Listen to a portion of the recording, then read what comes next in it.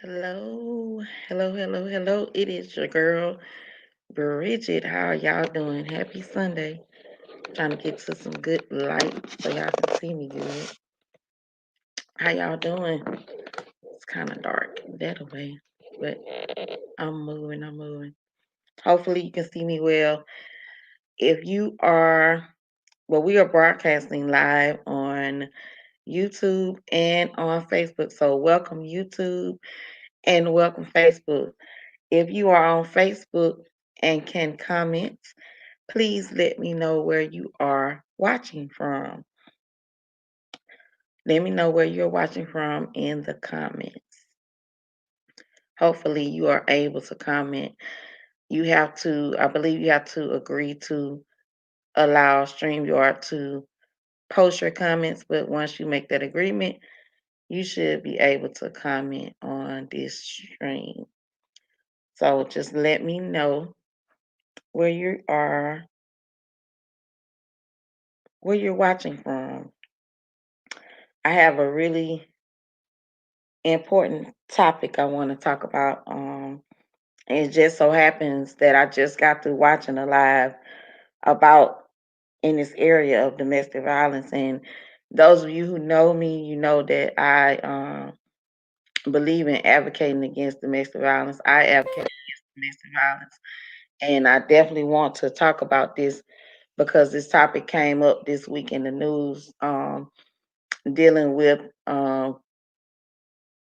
the rapper Meg the Stallion and Tory Lanez, and I saw this um, news about them, and it made me really think. And in the story is saying that Tory Lanez shot Meg the Stallion, and she did not reveal who shot her in the beginning. When all of this happened, when everything happened, she did not say who shot her. Nobody knew what was going on. It was very cloudy, and she covered for him. She did not say who shot her. So here we are. We have this situation where some abuse has happened, and she is covering for the person. She really didn't say anything, so a lot of people were just speculating in the beginning. But since then, she has came out and said that he indeed was the one who shot her. And immediately upon her bringing this information to the light, people began to say that she was lying. They began to say that she wasn't telling the truth, and they began to, question the validity of her, um, the validity of her post, and saying that it wasn't true. Hey, Tamika. Hey, Let. I see y'all on Facebook. I'm trying to get your comments to show on StreamYard. So it should be public, and I'm wondering why it's not showing, but I see your comments on Facebook, so I have something else. So thank y'all for hopping on and thank y'all for watching. Okay. So a couple of aspects I wanted to talk about today. And I really want to get y'all comments going on here so that I can see um them. I really want to do that. Let's see here. I want to make sure that I can see these comments live, and I want to make this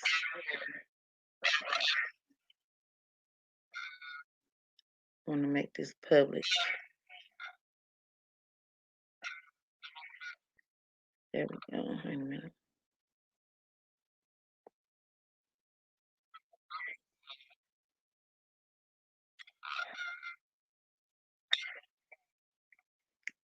Hey, Kimmy B, how you doing? Thank you for jumping on. Okay, so I made it public. Okay, there we go. So now I can see y'all's comments. Yay! All right. So Thank you again, Tam, for jumping on. Shaletta and Kimmy B. Hey y'all, how y'all doing? But I wanted to talk about, what would make um someone cover for the person who has been abusing them or has done something abusive to them. What would make them want to cover up for them? And I want to tell a personal story. I don't think I've told this story but once publicly. And I'm going to not mention names to protect the innocent. But there was a time, hey Tawana, how you doing? There was a situation that I experienced before where I was dealing with somebody who was a person in the church, and he was very known. He was very, very, we were dating. Basically, we were dating, and he was basically a youth pastor in the church.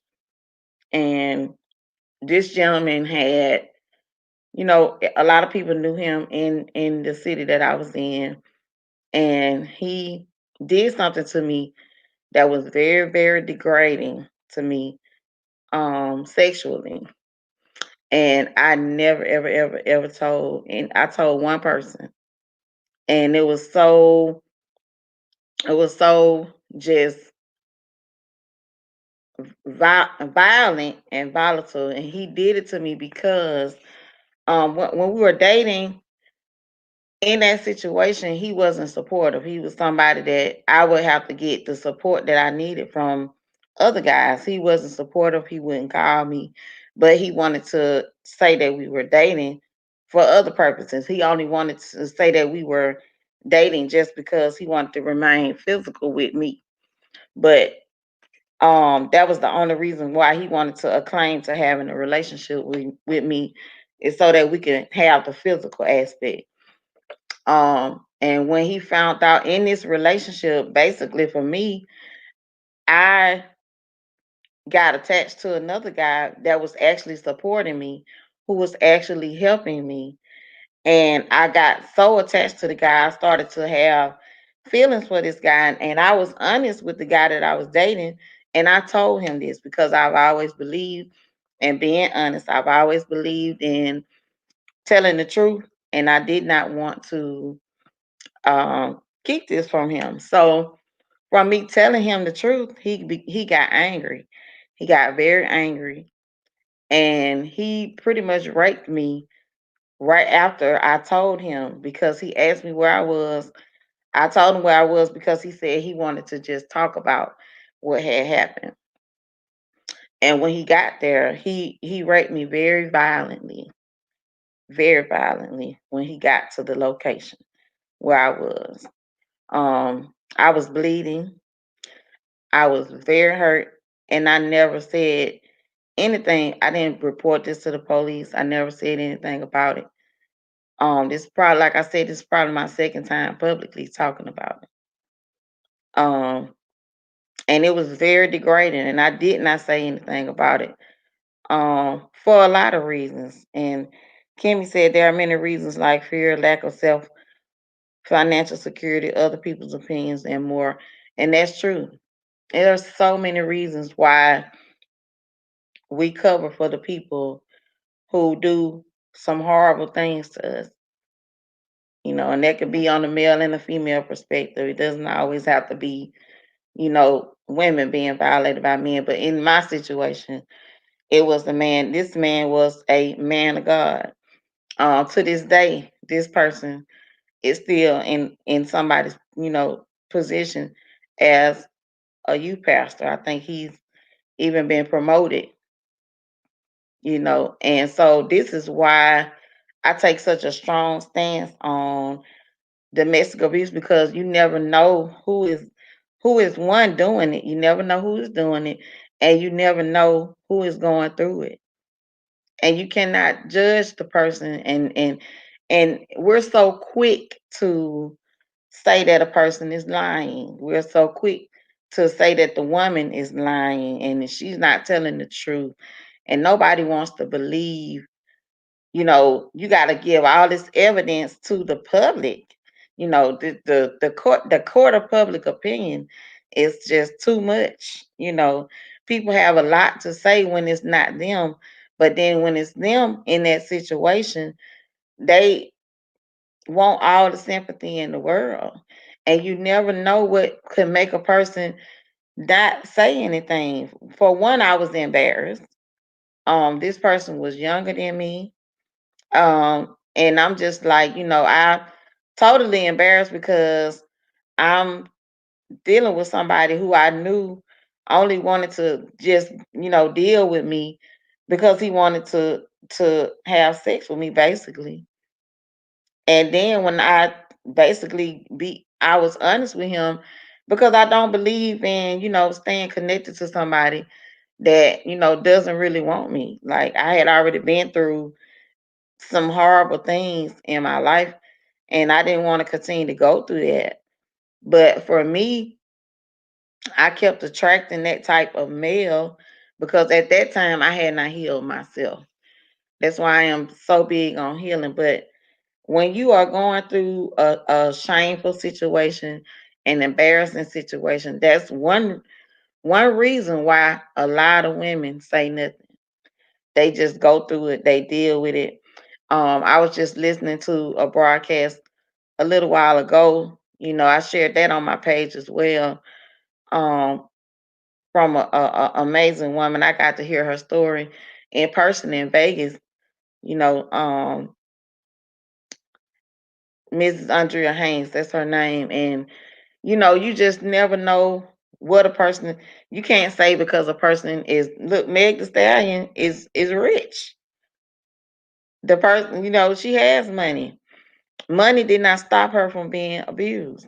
Abuse does not have a pay scale. And it happens more often, honestly, with the wealthy than it does with people that are not wealthy. But it's those things that keep women quiet, and feeling a sense of loyalty. And in this story, Meg said that she did not say anything because she was afraid that the police would kill them all because they were in a car and he had a gun. And it's sad that in this day and time that we as African American people have to be afraid of being killed by the police, so we say nothing.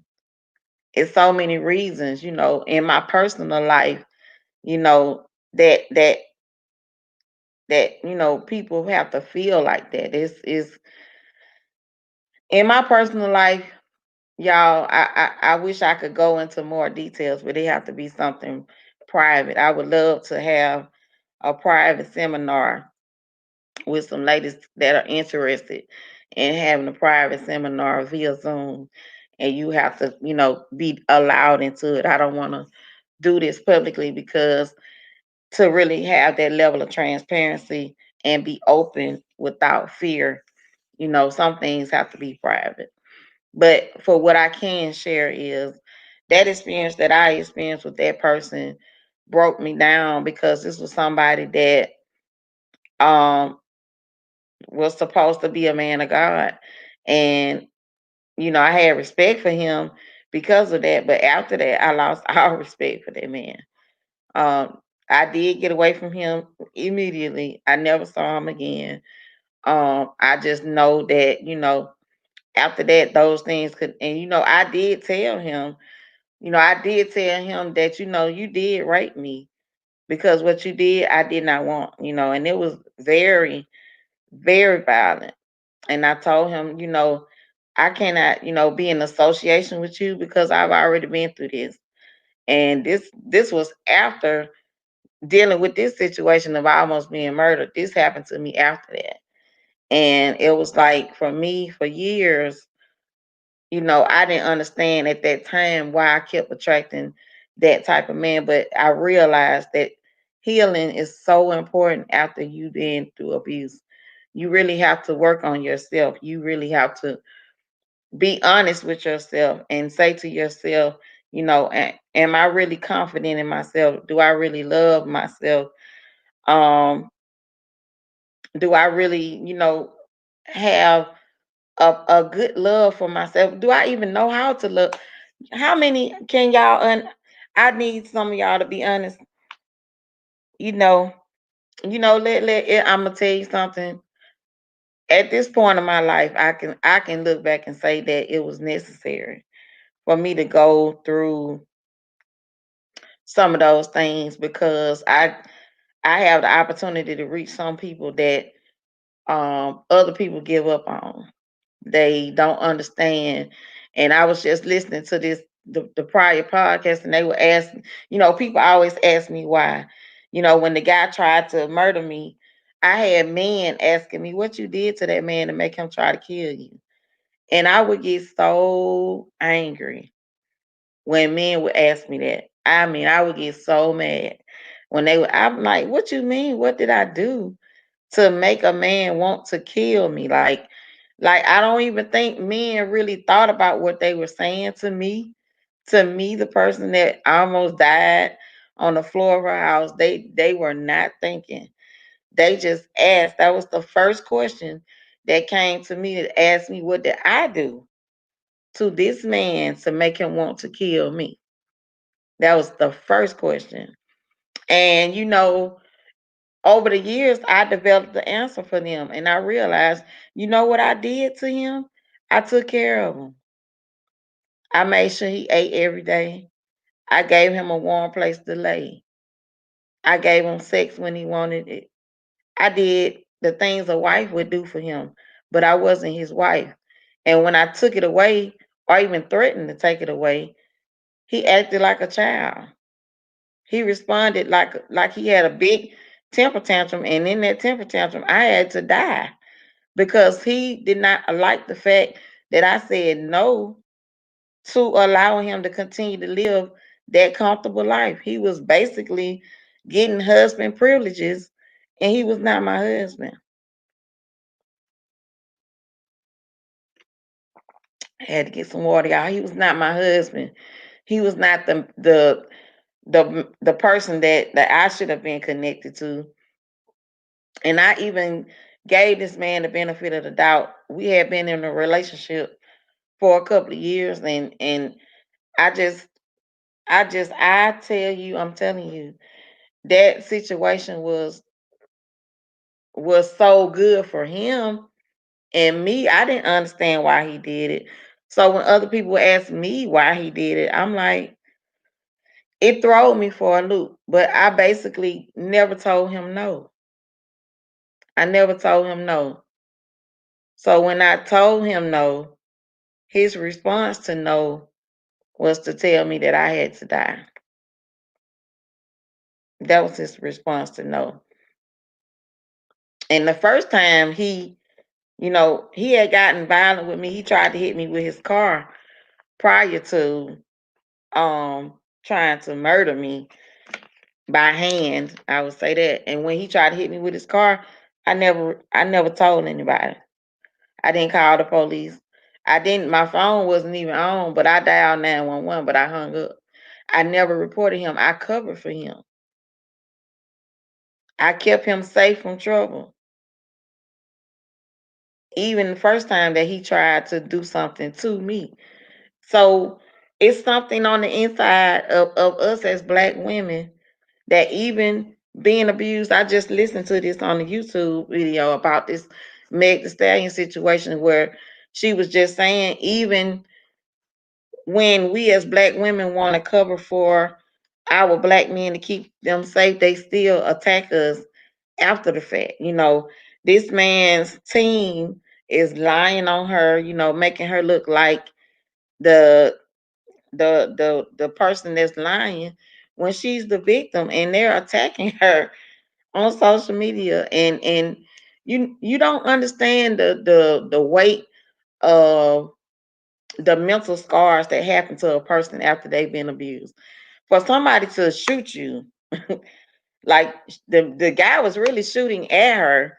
He could have hit her anywhere else, but he hit her in her feet because she is walking away. And she said he was in the back seat and she was getting out the front, walking away from an argument. And she did the right thing to walk away, and he shot her. Some people have issues with control.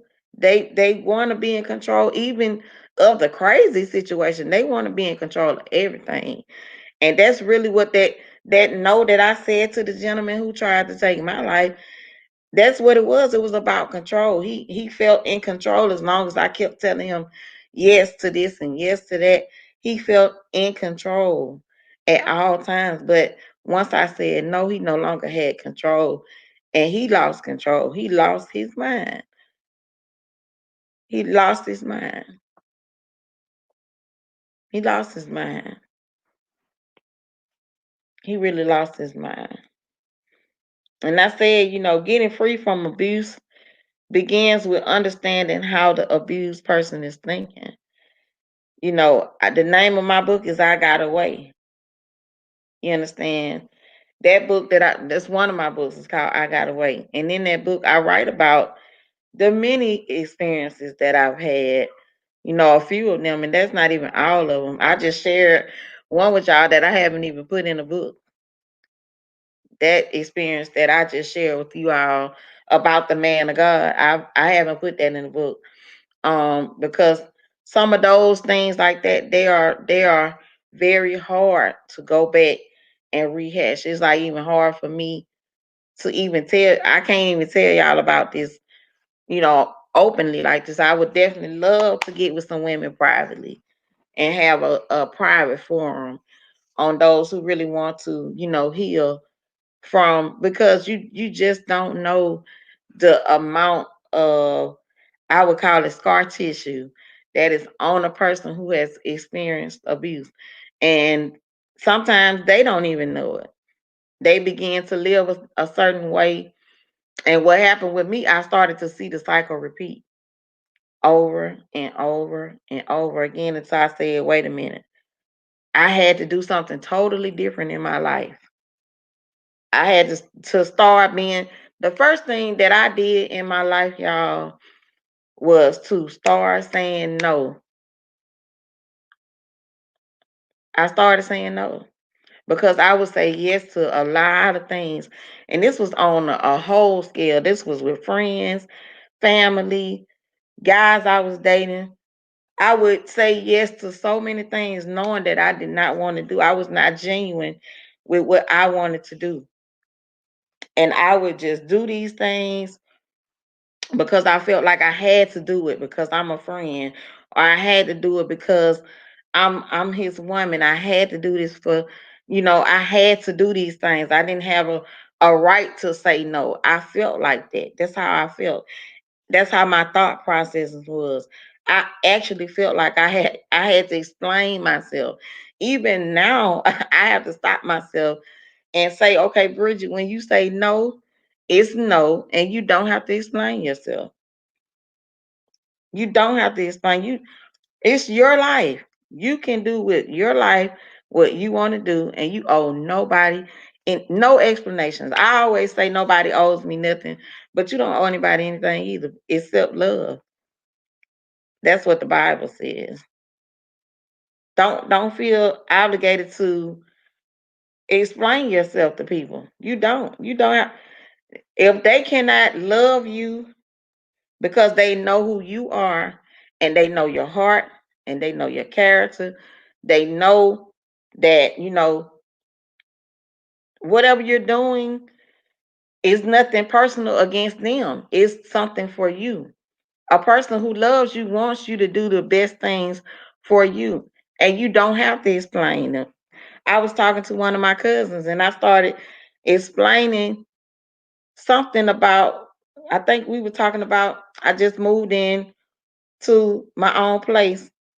And I started explaining something to her, and she said, Bridget, you don't have to explain yourself to me. You grown, you do what you want to do. But it's just a habit that I had developed in my life to start trying to explain the things that I do, because I wanted acceptance, I wanted approval, and that was the way that I felt love, by being accepted and approved. Like by somebody telling me, okay, good job, or the acceptance and the approval was my way of receiving love from other people. And I would seek that, not knowing that I had to give it to myself first. Everything that you seek from other people, you have got to give it to you. If you're not giving it to you, you are not going to get it from other people. And it's going to leave you angry, mad, bitter, regretful, upset, and you're going to start attracting some really toxic stuff to your life because you are asking people to give you something that you have not given yourself. You cannot ask people to give you anything that you have not given yourself. So for me, I had to start saying no. I had to start, really, really being confident in who I was as a person. And it's not a overnight process, y'all. This is something you have to work on intentionally every day of your life. And getting out of abuse is not, when you see somebody that's in a abusive relationship, I just heard this too. You cannot pass judgment. You cannot pass if they're not ready to leave. Nothing you nothing you say will change their mind. It has to be a personal decision that they are tired of being treated that way. And then it's all about their thinking. It's that book Think and Grow Rich. The way the Bible even says, as a man thinketh, so is he. If a person is thinking that they don't deserve anything better than what they're getting from an abuser, or that's all they can get. Most abusers want you to feel like nobody wants you. They want you to feel like nobody wants you but me. So it's no need for you to go out here trying to get love and acceptance from nobody else, because don't nobody want you but me. And sometimes I don't. My ex husband, oh my God, some of the things this man literally. I married him in 1997, and this year I got my official divorce from him 23 years later, and we were only actually together maybe 2 years, maybe out of 23 years. And he looked at me after he married me, and I asked him to do something for me. We were riding in the car. I'll never forget it. We were in Thomasville, by the McDonald's in Thomasville, and I asked him to do something for me, and he told me, "Oh, I married you. Now I ain't got to do nothing else for you." And I was like, "What?" He literally told me that he had to do nothing else for me because he had married me. Hey, Stacy, how you doing? I'm like, what? What do you mean you don't like in my mind, I was taught just the opposite. I was taught your husband was supposed to provide for you and take care of the family and all of this thing. And this man looked me in my face and he said to me, um, hey, I married you, now I don't have to do anything else. And that's his thought process. Like nothing I did changed his thought process about that. He literally did nothing else for me. That was it. That was it. And this was a man I married, y'all, and was married to for for 23 years. I just received my divorce papers last month after 23 years. So this young lady covering up for a man for a few weeks or a month or not telling, what he did for like a lot of people knew what my ex-husband did before years, but it was years before I wrote a book. It was years before I told the story. My ex-husband was just the beginning of it felt like a whole saga of abuse that I experienced personally. And when you go through that type of just beat down my self-esteem, I felt like I didn't even have self-esteem. It wasn't a feeling. I didn't even have it. I didn't care. I got to a place where I just felt like no man wanted me, so I'm just gonna be out here and I'm just gonna do what I want to do because no man is gonna marry me. I actually had a caseworker at the DHR here in the food stamp division. I went for an appointment and he looked at me and he was like, "You 20 some years old and you got 3 kids already. Ain't no man gonna marry you." He told me that, and I'm looking at him like I didn't ask you for that, but you can give me my benefits and let me go at that time. But this man literally looked at me and said that to me. And this is the thought process of a black man who was supposed to be somewhere helping me. And that's what he said to me. I'm already beat down and abused. I'm a mother of 3 children at a very young age. I had all three of my children by the time I was 22. And this man said that to me.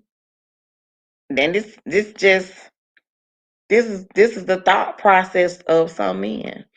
Like, you're not even like he basically was like, you're a piece of trash and nobody's gonna want you. So that statement stuck with my subconscious mind for years, years and years and years. And y'all, I am 43 years old today. And if I'm honest and tell you anything transparent in life, I tell you all of those things are things that I have to intentionally speak against every day of my life. Every day. My stepdad told me a long time ago, he said, be careful what you say to people because people can't forgive you. They can move on, but they will never, ever forget what you said to them. They will never, ever forget because words bring a lot. Words have power. Words have power. You are right, Kimmy. Words can break your whole spirit. Can break your whole spirit.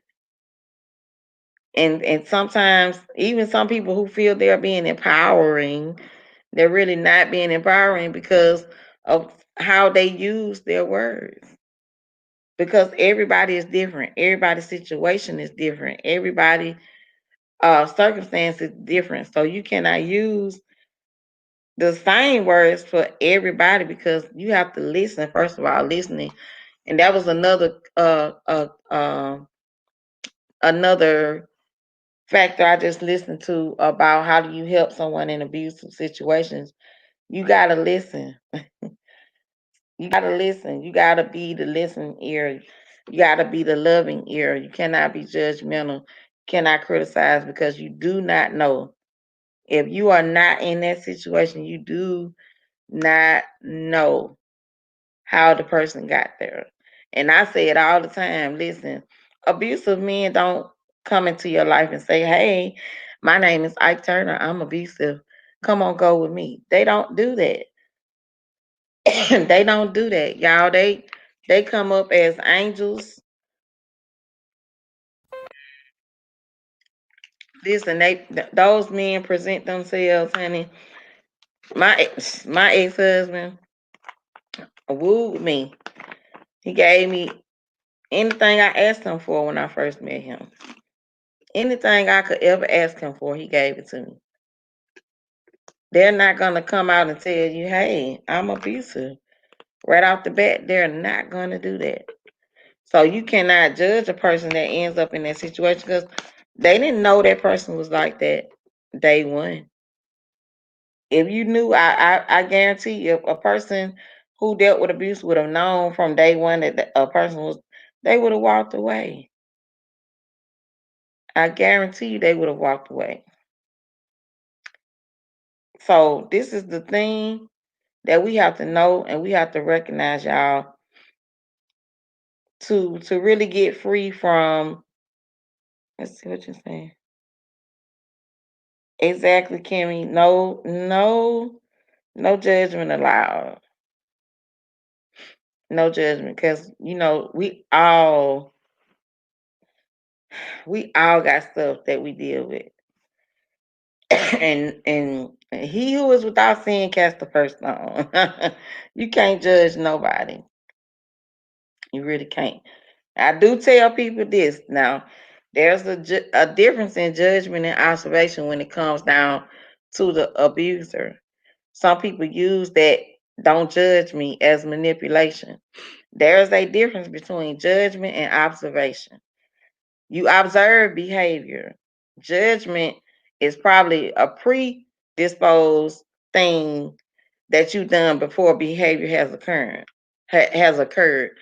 If they haven't even done anything and you start to just say, "Oh, you're this type of person," they haven't done anything. There's a difference between observation and judgment. So use that wisdom, y'all. If you are in a situation where a person is treating you a certain way, you don't like it, or their behavior is unacceptable to you, you have a right to walk away from bad behavior. You have a right to walk away from it because some behaviors are not healthy for your mental stability. Some behaviors are triggers, and you may not recognize it directly that this is a trigger for you, but some behaviors are triggers. So you have to know the difference between judgment and observation. Excuse me. I keep drinking me some water, y'all.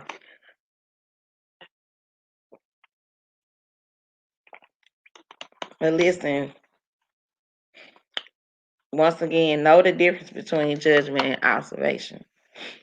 But this story, y'all, this week, it just struck my heart in talking about how a person can end up covering for somebody that did something very terrible to them. I've been there and I've done it. And it's a lot of reasons why, a person could cover for somebody else that is doing it. It's a lot of reasons.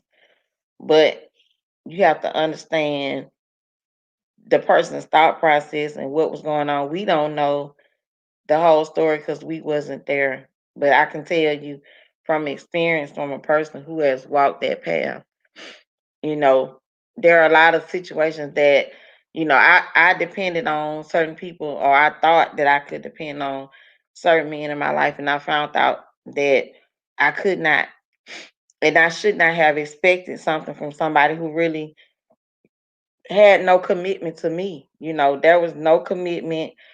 I thought it was, but having, a person that really has not made a good commitment to themselves, they can't commit to you. They don't have the capability to give you anything that they're not giving themselves.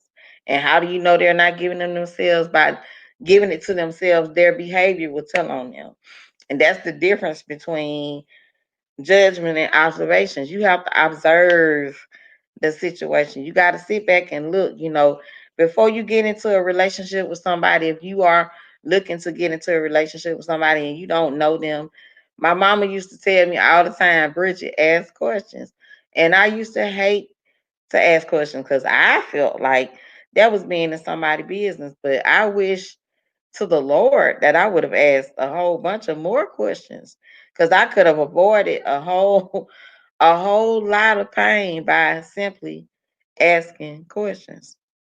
And I didn't want to ask questions. I just thought it was gonna just happen. I was living in a fairy tale place in my mind. And I did not ask questions. I did not, get into the business. I asked a few questions, but ask questions and ask the right questions, y'all, because it could be a matter of life and death when you're dealing with somebody in that situation, and you don't want to continue being in an abusive relationship with somebody that you don't know. You don't know anything about them. You don't know anything about their background, their questions. I do this with my clients. I actually have my clients, when I need to get them to develop a manuscript, I ask them questions, because questions will tell you a lot about a person. That it opens them up. It You can tell a lot about their mindset by the questions that you ask them. And if a good red flag is if you ask someone a question and they don't want to answer it, or it irritates them to answer questions, that's a good red flag to walk away. Because a person that cares about you will answer all your questions. They'll talk to you till the sun go down. It doesn't matter. They will answer every question you have. And so, y'all, I just wanted to jump. I've been on here for a while, but I thank y'all for participating and talking back to me. I just really wanted to come on here and talk about this subject, but it's just like I said, we have to really understand the thought process of the abused person in order for them to get free. And if you are someone, I'm gonna share this number in the comments. I'm gonna find this domestic violence hotline number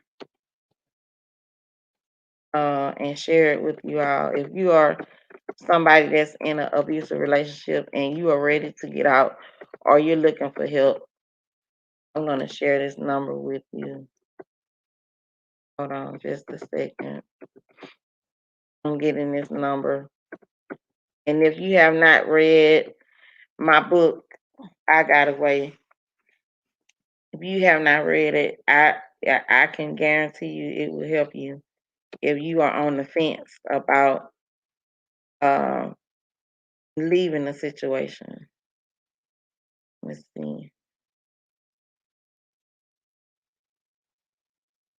I'm going to get this number and share it with y'all. Let's see. Here we go. I'm going to share this number. If you are in an abusive situation and you need some help, you can call this number. And in that, it's a national line, so they will direct you to some places that you can get some help.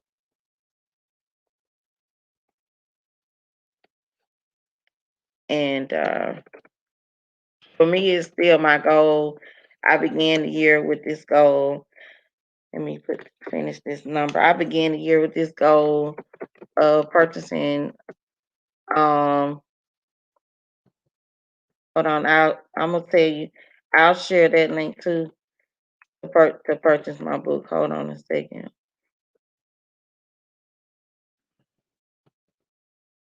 Um, let you can inbox me. I have some here in Mobile. I have one that I can sell to you here.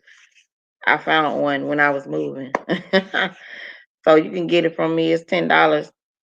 Just I'll inbox you my number and you can call me and I can get it to you. Let's see. All right. That is the number to the National Domestic Violence Hotline.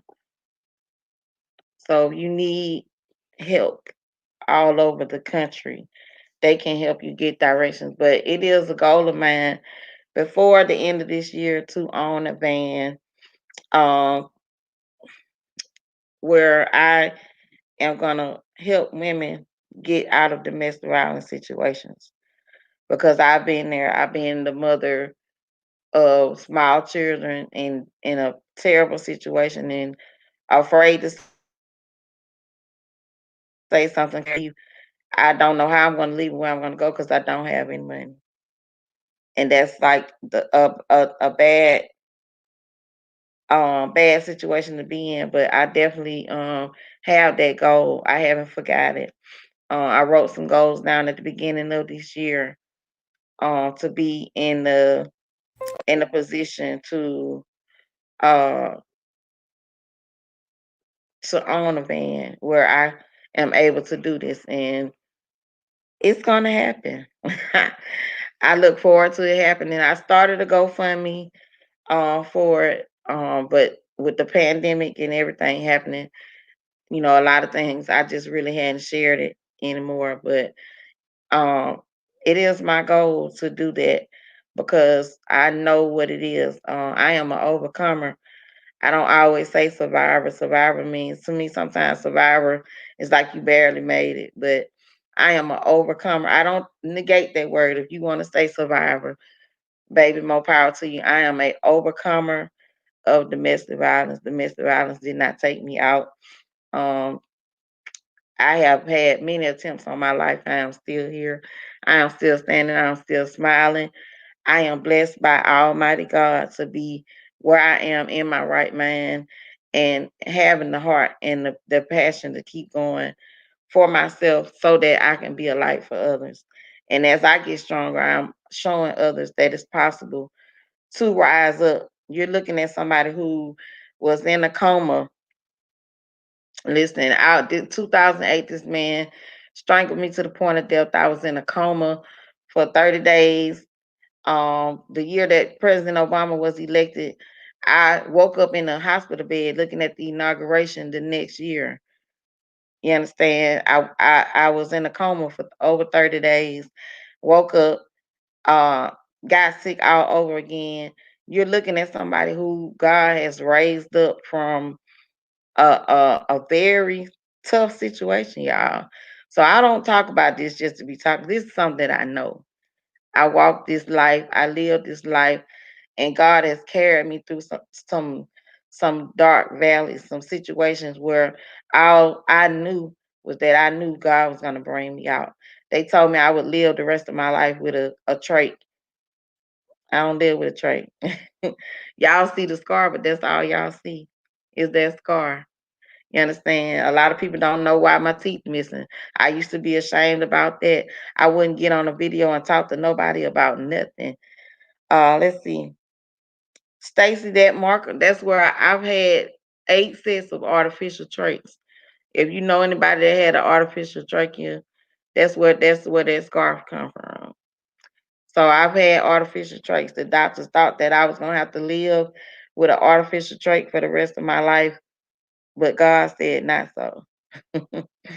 So I said no too. When they told me that, I said no, not me.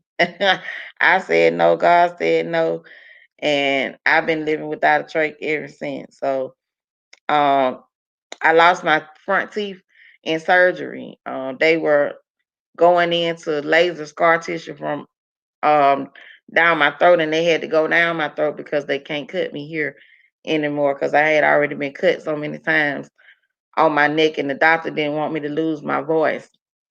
And no, it's not my ex-husband. It was that's the book I gotta write, Stacy. That's the book. That's the other part of I got. That's the trilogy. I gotta finish writing this book. And no, it wasn't my ex-husband who did this. It's another gentleman that I was dating who attempted to murder me. Um, and he's actually, I've actually had to block him on Facebook because he's in prison. He got 30 years in prison, but he actually found me on Facebook. And he actually tried to reach out to me, and he is in prison. So I had to block him on Facebook. This guy has actually reached out to people on my Facebook page.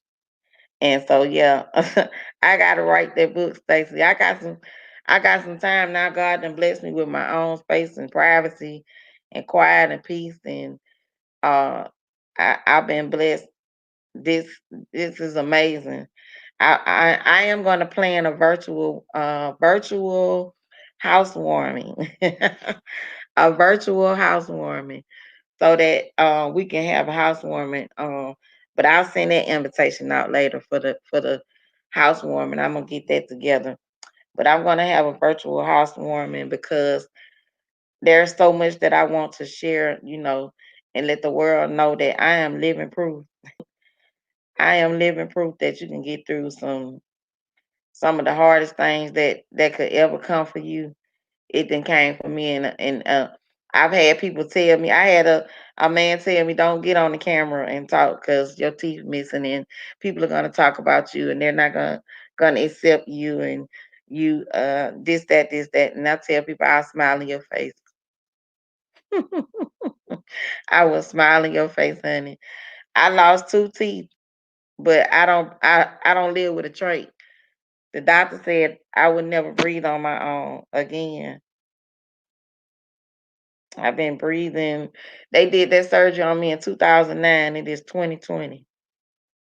Hey, that's why I celebrate two birthdays.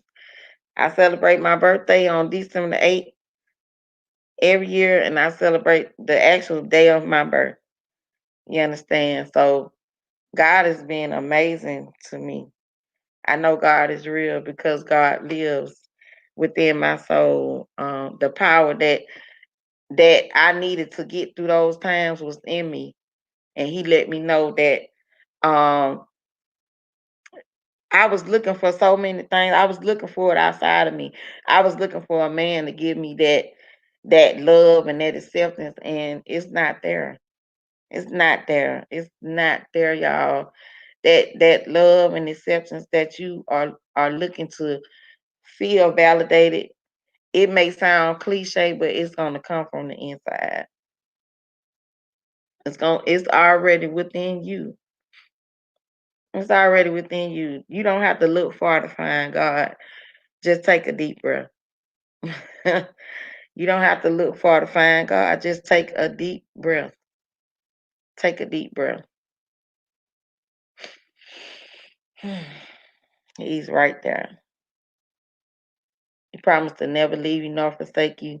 He promised to be with you always, even to the end of this world.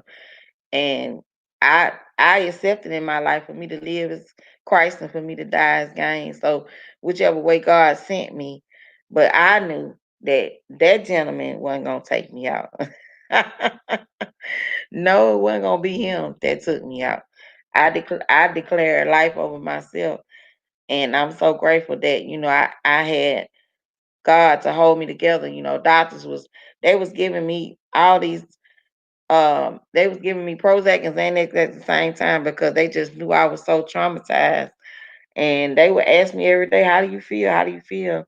And I had some things that eventually came up, but at that moment, God kept me so at peace. You know, I have so many. Oh my God, we could be here forever, y'all. I gotta go. Let me find this link and share this link for my book.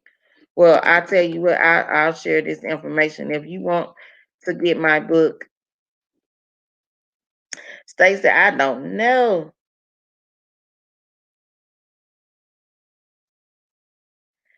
Look, I look, let tell them I ain't looking no more.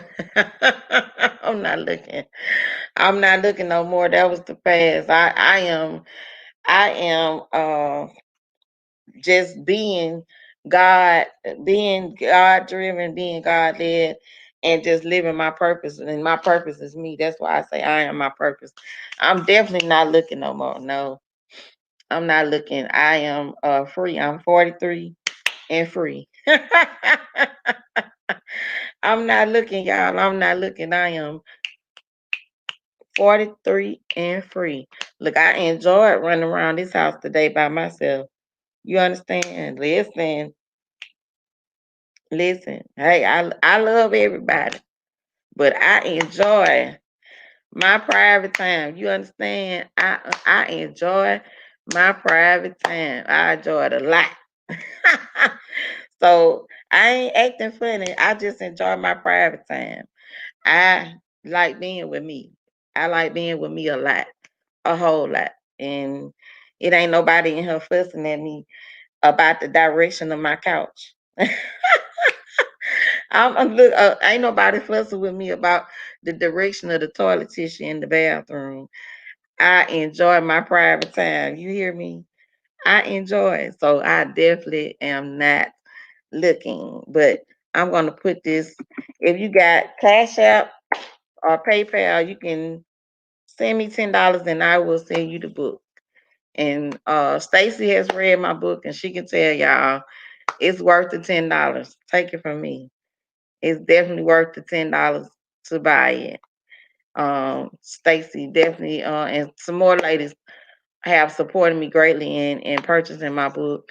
And I've never met Stacy in person in my life. And so she's all the way in Illinois. So I so appreciate you all for supporting and buying the book because you didn't have to. You could have put your $10 somewhere else. But I'm gonna put this link up here where you can get my book. Just send $10 and your address. And Stacy said send $5 for shipping. Okay, come on, support team, Stacy. This is my PayPal link I'm putting up. If you want to do it by PayPal, or if you have Cash App, I'm gonna put my Cash App link up there as well. You can order the book. Thank you so much. And y'all, Stacy is an author as well. So y'all look up Stacy on Facebook. Stacy, I am reading your book. I take your book to work with me. Matter of fact, I have your book right here. Hold on. This is Stacy's book, Built Strong on Purpose. So I'm reading, Stacy. I got your book. Y'all look up Stacy. She's an author as well. So we support each other. I mean, I thank God for giving me a circle of queens that are doing amazing things, that we can support each other. That's what it's all about, y'all.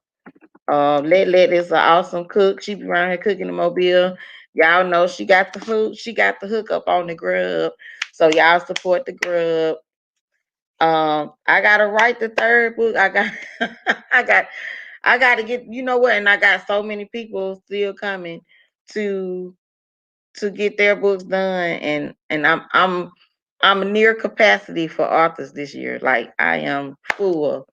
So I'm really, really, really, really being meticulous, because my year kind of started rough this year. And those y'all know I lost my mother at the beginning of the year. So it was kind of challenging at the beginning of the year, but thanks be to God. Those are the links where you can either send the money on PayPal or Cash App.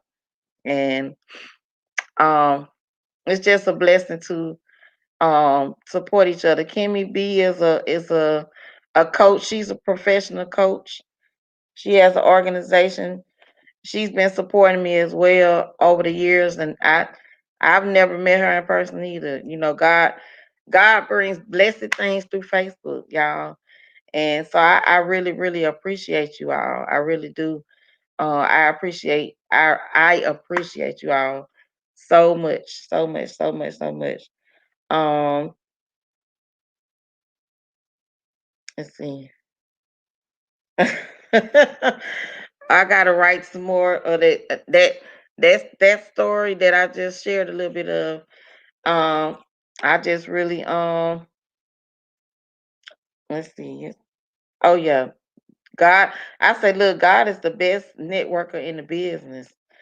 He is definitely the best networker in the business. So y'all, it's important to stay connected to those who are doing. I love the movers and shakers, and we're just all focused on this is kingdom work. You know, we got to be there for each other. We have what we need right here in the connection. All we got to do is stay connected to each other. And once we do that, we will always have what we need. It's really simple. It's a simple strategy, but the so many things come against us being connected, but we have to break those barriers down, and we have to break those walls down. We have to break the lies down. Most of the things that keep us separated are lies. They're all lies. It's all lies that keep us separated.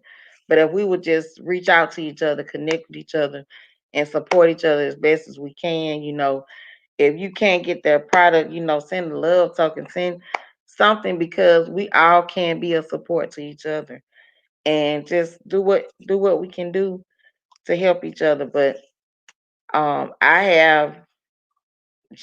just grateful, y'all. I'm grateful on this Sunday. I'm grateful that even though those things happen to me, that's not who I am. I am so much more than that. And because of those things, those were the things that just helped me get to who I really am, and help me see that God created God created something mighty special when He made me, and I'm really, really grateful to see that now and to uphold that. And He made something really special when He made you. My favorite scripture is Psalms 139:14. For I am fearfully and wonderfully made, and that my soul knoweth right well. It says, for I will praise you, for I am fearfully and wonderfully made, and that my soul knoweth right well. That's what I know. I know that I was fearfully and wonderfully made. Fearfully and wonderfully made. God made us with with the most intricate systems that people are still trying to figure out the human body. After all these years, they still are trying to figure out the handiwork of God. Doctors are still working on it. They don't even have all the answers. They just licensed to practice. But the ultimate doctor, the ultimate physician, the creator of all that is and all that will ever be, lives right on the inside of you. And when you know that, you will protect that, you will preserve that, you will love that, you will seek that power that's right there within you, because greater is He that is within you than he that is in the world. All right, ladies, I am gonna get out of here and drink me some more water because I have talked and talked and talked, and I probably just need some more water. I probably haven't drunk enough today. I need some more, so I'm gonna give me like 2 bottles. Give me 2 more bottles of water because I'm taking all these vitamins and supplements, and you need water with that. All right, y'all. I love y'all. Thank y'all for y'all support. Reach out to each other. Stay connected. Be a blessing. Be a light. Just be love and light to everyone that you can on your journey every day, each and every day. And God bless you. And I'll see y'all next time. Bye bye.